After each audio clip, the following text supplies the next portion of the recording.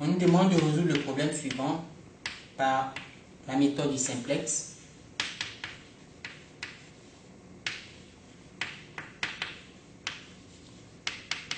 Et puis aussi, de vérifier le résultat à l'aide du solveur Excel. Et j'ai déjà montré dans un enregistrement quelque part comment on se servait du solveur Excel pour résoudre ce genre de problème. C'est très facile. Donc, on peut résoudre à la main ce problème et puis vérifier le résultat sous Excel, en s'assurant que le solveur Excel est bien installé. Donc, lui, là, il doit être installé.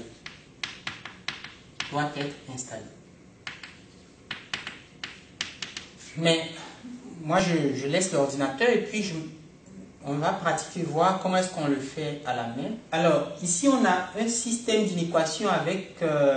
donc, c'est un problème de maximisation. On a 3 inéquations, alors que dans l'autre, on avait...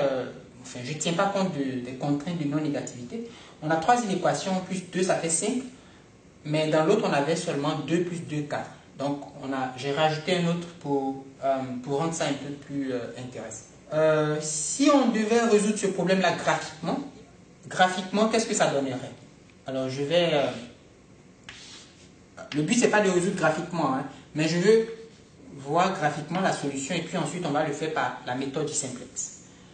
Si je mets X, si je mets Y, alors, je vais écrire mes droites. X plus Y égale à 10. 2X plus 3Y égale à 25. Et puis, X plus 5Y égale à 35. Il faut tracer ces 3 droites-là dans le plan. Donc, ici, j'ai 0. Et X, Y sont positifs. Donc, je ne m'occupe pas de cette partie ni de cette partie. Je suis ici et puis en haut.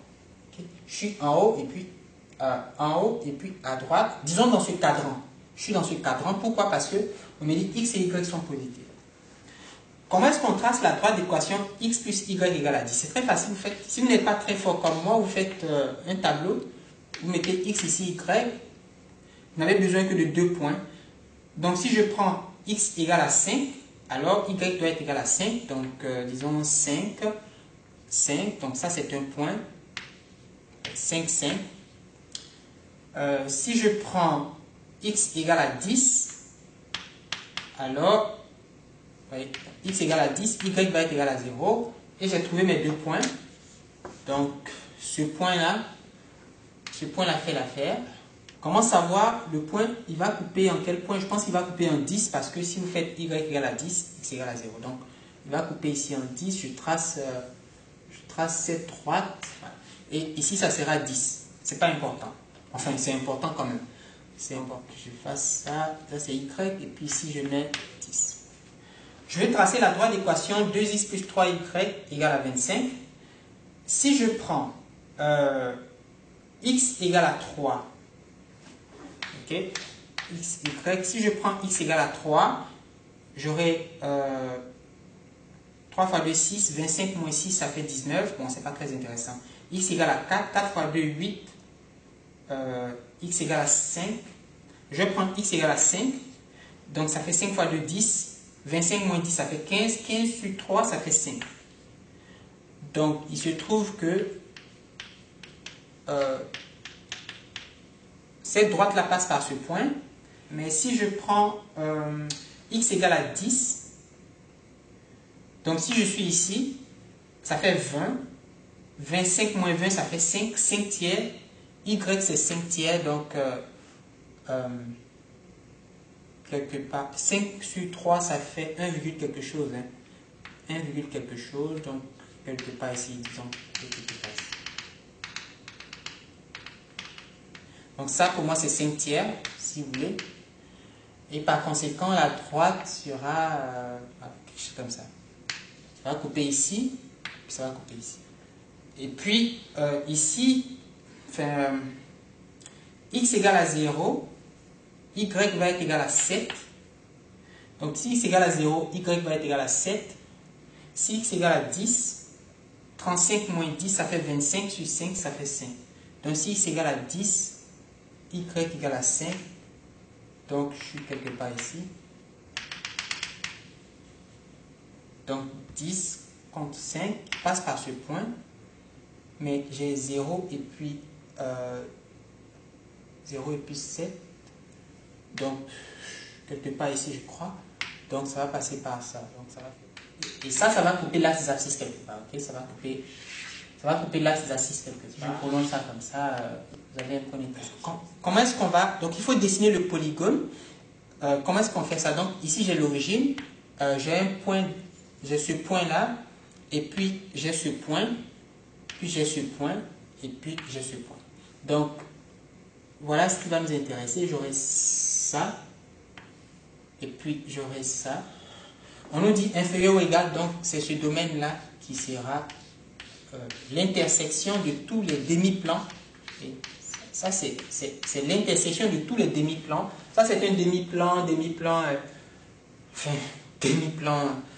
peut-être moitié d'un plan, quart d'un plan, tout ce que vous voulez.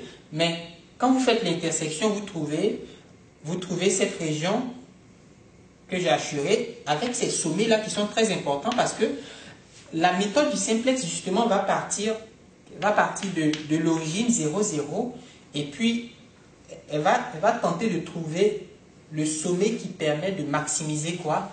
Le sommet qui permet de maximiser ça. Alors, 6x plus 8y, plus 8y, c'est une quantité qui vaut une valeur que j'appelle m et je voudrais que m soit la plus grande possible. Je vais commencer par prendre m égale à 0. Donc, ça veut dire qu'il me faut tracer la droite dont la pente égale à 8y égale à 6x. Donc, ça fait à moins 6x. Donc, ça fait moins 6 huitièmes de x. Ça fait moins 3 quarts. Moins 3 quarts, c'est ça? Donc, y égale à moins 3 quarts de x. Donc, vous tracez la droite d'équation moins 3 quarts de x. Je suppose que c'est quelque chose comme ça. Okay. J'appelle cette droite la delta. Okay. Et il faut tracer des droites parallèles à delta jusqu'à ce que on rencontre un sommet. Voilà. J'ai 1, 2, 3, 4. Le dernier sommet qu'on va rencontrer, ce sera le point le plus intéressant pour nous. Ce sera la solution optimale. Donc, je pense que si on trace des droites parallèles, vous voyez, parce que quand je dis lui il est égal à m, je fais varier m et j'espère trouver la plus grande valeur possible de m. Et géométriquement, ça veut dire de tracer, de faire pivoter. En fait, c'est pas. Est-ce que c'est pivoter? C'est de translater cette droite-là. Donc, de tracer des droites parallèles à cette droite, des droites qui ont même pente, et de les déplacer jusqu'à atteindre le dernier sommet. Je crois que ce dernier sommet, ça sera celui-là, ou peut-être celui-là, je ne sais pas. Je crois que ça doit être ça, je ne suis pas sûr. Et ça sera la solution finale. Donc, c'est comme ça qu'on fait graphiquement. Mais on a vu les limites de la méthode graphique, on a vu que tout allait bien lorsqu'on résolvait un problème d'optimisation, maximisation, minimisation de programmes linéaires dans lesquels la fonction objective ne dépendait que de deux variables. Deux quantités à fabriquer, x et y, ça va bien. Deux quantités à fabriquer, x et y, il n'y a pas de problème. Et quand le nombre de variables est grand, alors là, il ne faut pas compter sur cette méthode. C'est là que la méthode du simplex qui est implémentée dans beaucoup de logiciels permet de se tirer d'affaire. Okay? Pour résoudre par la méthode du simplex, on va introduire des variables d'écart. Donc, j'ai x plus y inférieur ou égal à 10, donc j'ajoute E1, puis je mets égal à 10, 2x plus 3y, plus, je vais mettre E2 égal à 25, et puis x plus 5y plus E3 égal à 35, puis x,